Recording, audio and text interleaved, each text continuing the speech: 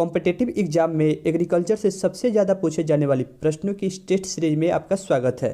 सभी क्वेश्चन के लिए 4 ऑप्शन दिए गए हैं, आप सही आंसर ढूंढिएगा, उसके बाद हम सही आंसर को डिस्कस करेंगे। पहला प्रश्न आपकी स्क्रीन पर है, एशियाई विकास बैंक ने किस भारतीय शहर को शहरी बाढ़ सुरक्षा और प्रबंधन के लिए $251 मिलियन कर्ज की मंजूरी दी है। तो हाल ही में एशियाई विकास बैंक ने तमिलनाडु की राजधानी चेन्नई को शहरी बाढ़ सुरक्षा और प्रबंधन के लिए $251 मिलियन कर्ज की मंजूरी दी है। यह समझौता हाल ही में अक्टूबर 2021 में हुई है। बात करें एशियाई विकास बैंक से जुड़े हुए कुछ अन्य महत्वपूर्ण वन लाइनर की, तो यह पूछता है इस बैंक की स्थापना कब हुई थी। तो सन 1966 में 19 दिसंबर को इस एशियाई विकास बैंक की स्थापना की गई थी और इसके मुख्यालय की बात करें तो वह फिलीपींस के मंडलुयोंग सिटी में इसकी मुख्यालय स्थित है। बढ़ते हैं अगले प्रश्न की तरफ, जो कि है मूंगफली का उत्पादन के लिए सबसे उपयुक्त मृदा कौन सी है। तो मूंगफली के उत्पादन के लिए दोमट मिट्टी को सर्वाधिक उपयुक्त मृदा मानी जाती है। मूंगफली से जुड़े हुए अन्य प्रश्न को देखते हैं कि मूंगफली का सबसे बड़ा उत्पादक राज्य कौन सा है, तो वह गुजरात है और जो दोमट मिट्टी है उसको जलोढ़ मिट्टी के नाम से भी जाना जाता है। तो प्रश्न यही था कि मूंगफली के उत्पादन के लिए सर्वाधिक उपयुक्त मृदा कौन सी है, तो दोमट मिट्टी या जलोढ़ मिट्टी, जो भी ऑप्शन में हो उसे हम टिक करेंगे। अगला प्रश्न है, आंवला में कौन सी विटामिन सर्वाधिक पाई जाती है। वैसे तो आंवला में बहुत सारे विटामिन पाए जाते हैं, लेकिन आंवला में विटामिन सी की जो मात्रा होती है वह अन्य विटामिन से ज़्यादा होती है। विटामिन सी की कमी से इंसान को स्कर्वी रोग हो जाता है। एक रोचक तथ्य को यहाँ पर देखते हैं कि आंवले के रस में संतरे की तुलना से 20 गुना अधिक विटामिन सी पाई जाती है। निम्नलिखित में से कौन सी हरी खाद का उदाहरण है। इस प्रश्न के लिए 4 ऑप्शन दिए गए हैं, बथुआ, ढैंचा, मूंग और अरहर।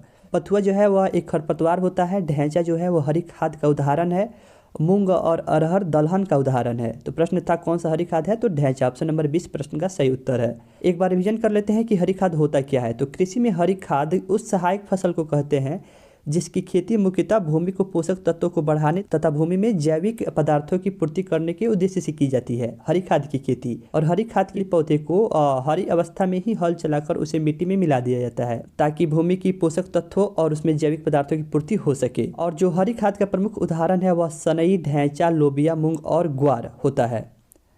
बढ़ते हैं अगले प्रश्न की तरफ, केंद्रीय शुष्क अनुसंधान केंद्र कहाँ पर स्थित है। तो राजस्थान के जोधपुर में केंद्रीय शुष्क अनुसंधान केंद्र की जो हेडक्वार्टर स्थित है और इस संस्था का स्थापना 1959 में की गई थी और इसके वर्तमान निदेशक जो डायरेक्टर हैं वो ओम प्रकाश यादव हैं। तो प्रश्न यही था, केंद्रीय शुष्क अनुसंधान केंद्र का हेडक्वार्टर कहाँ स्थित है, तो राजस्थान के जोधपुर में। अगला प्रश्न है, धुंध और कोहरा पड़ने के समय वायुमंडल में कम से कम कितनी आर्द्रता होती है। तो जब भी धुंध और कोहरा होता है तो उस समय वायुमंडल में 75% आर्द्रता होती है। तो ऑप्शन सी इस प्रश्न का सही उत्तर है। अगला प्रश्न, निम्नलिखित में से कौन सा फूल सभी मौसमों में उपलब्ध होता है। तो मेरीगोल्ड यानी गेंदा फूल का जो फूल होता है वह वर्ष के 12 माह में उपलब्ध होता है। तो वह ऑप्शन नंबर 1 इस प्रश्न का सही उत्तर है। गेंदा का फूल किस कुल का पौधा है, यह भी प्रश्न एग्जाम में पूछे जाते हैं। तो एस्टरेसिए कुल का यह एक पौधा है। अगला प्रश्न पूछ रहा है, प्रति क्विंटल लागत को क्या कहते हैं। वीडियो को पॉज करके आप चारों ऑप्शन को पढ़िए कि प्रति क्विंटल लागत को क्या कहते हैं। तो पहला ऑप्शन है खेती की लागत, दूसरा काश्त की लागत, तीसरा है उत्पाद की लागत और चौथा है कुल लागत। तो प्रति क्विंटल की लागत को बोलते हैं वह उत्पाद की लागत बोलते हैं। ऑप्शन सी इस प्रश्न का सही उत्तर है। अगला प्रश्न पूछ रहा है, निम्नलिखित में से किसकी सहायता से खाद बनाई जाती है। पहला ऑप्शन है घरेलू मक्खी से, तो घरेलू मक्खी की मदद से कोई भी खाद तैयार नहीं की जाती है। दूसरा है दीमक से, इसकी मदद से भी नहीं की जाती है। तीसरा है केचुए से, तो इसकी मदद से खाद तैयार की जाती है। तो यही इस प्रश्न का सही उत्तर है और हम जानते हैं, इसे एक बार और रिवीजन कर लेते हैं कि केचुए को किसानों का मित्र भी कहा जाता है। तो यही प्रश्न था कि किसकी सहायता से खाद बनाई जाती है, तो केचुआ, ऑप्शन सी इस प्रश्न का उत्तर है। अगला प्रश्न है, वायुमंडल की निचली सतह को क्या बोलते हैं। तो वायुमंडल का जो सबसे निचली सतह होती है उसको ट्रोपोस्फियर यानी क्षोभ मंडल बोलते हैं और जो क्षोभ मंडल की ऊंचाई है धरती से वह ध्रुवों से 8 किलोमीटर ऊंची होती है और भूमध्य रेखा से 18 किलोमीटर ऊंचाई तक का जो वायुमंडल है वह क्षोभ मंडल है। तो प्रश्न था सबसे निचली सतह को क्या बोलते हैं, तो क्षोभ मंडल, ट्रोपोस्फियर, ऑप्शन सी इस प्रश्न का उत्तर है। बढ़ते हैं अगले प्रश्न की तरफ, जो कि है प्याज की खेती के लिए कौन सी पीएच मान वाली मृदा उपयुक्त होती है। तो प्याज की खेती के लिए जो पीएच मान भूमि का चाहिए होता है वह 5.5 से 6.8, ऑप्शन नंबर बी है। और प्याज का सबसे बड़ा जो उत्पादक राज्य है वह महाराष्ट्र है। महाराष्ट्र का नासिक शहर प्याज के उत्पादन के लिए सर्वाधिक प्रसिद्ध है। अगला प्रश्न है, राष्ट्रीय दुग्ध उत्पादन विकास बोर्ड के मुख्यालय कहाँ पर स्थित है। तो राष्ट्रीय दुग्ध उत्पादन विकास बोर्ड की का जो हेडक्वार्टर है वह गुजरात में स्थित है।